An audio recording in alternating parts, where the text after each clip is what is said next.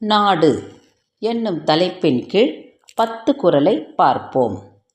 தள்ளா விளையுளும் தக்காரும் தாழ்விலா செல்வருஞ் சேர்வது நாடு. செழிப்புக் குறையாத விளைபொருள்களும் சிறந்த பெருமக்களும் செல்வத்தைத் தீய வழியில் செலவிடாதவர்களும் அமையப் பெற்றதே நல்ல நாடாகும். பெரும் பொருளார் பெட்டக தாகி அருங்கேட்டால் ஆற்ற விளைவது நாடு. பொருள் வளம் நிறைந்ததாகவும் பிறர் போற்றத்தக்கதாகவும் கேடற்றதாகவும் நல்ல விளைச்சல் கொண்டதாகவும் அமைவதே சிறந்த நாடாகும்.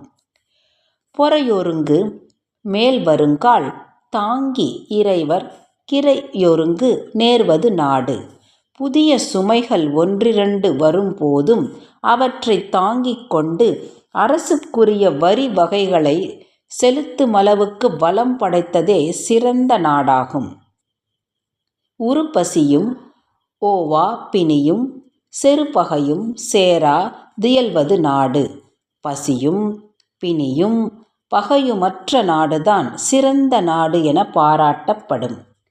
பல்குழுவும் பாழ்செய்யும் உட்பகையும் வேந்தலைக்கும் கொல்குறும்பும் இல்லது நாடு. பல குழுக்களாக பிரிந்து பாழ்படுத்தும் உட்பகையும் அரசில் ஆதிக்கம் செலுத்தும் கொலைகாரர்களால் விளையும் பொல்லாங்கும் இல்லாததே சிறந்த நாடாகும். கேடறியா கெட்ட இடத்தும் வளங்குன்றா நாடென்ப நாட்டின் தலை. எந்த வகையிலும் கெடுதலை அறியாமல் ஒருவேளை கெடுதல் ஏற்படினும் அதனை சீர் செய்யுமளவுக்கு வளங்குன்றா நிலையில் உள்ள நாடுதான் நாடுகளிலேயே தலை சிறந்ததாகும். இருப்புனலும் வாய்ந்த மலையும் வருப்புனலும் வல்லரணும் நாட்டிற்குறுப்பு. ஆறு கடல் எனும் இருப்புனலும் வளர்ந்தேங்கி நீண்டமைந்த மலை தொடரும் வருப்புனலாம் மழையும் வலிமை மிகு அரணும் ஒரு நாட்டின் சிறந்த உறுப்புகளாகும். பிணியின்மை செல்வம் விளைவின்பம் ஏமம் அணியென்ப நாட்டிற்கிவ்வைந்து.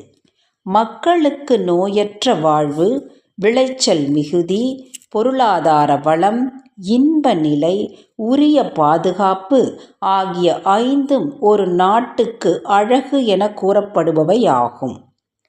நாடென்ப நாடா வளத்தன நாடல்ல நாட வளர்ந்தரு நாடு.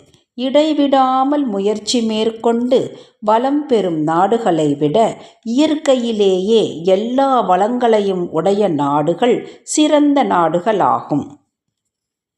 ஆங்கமை வெய்திய கண்ணும் பயமின்றே வேந்தமை வில்லாத நாடு.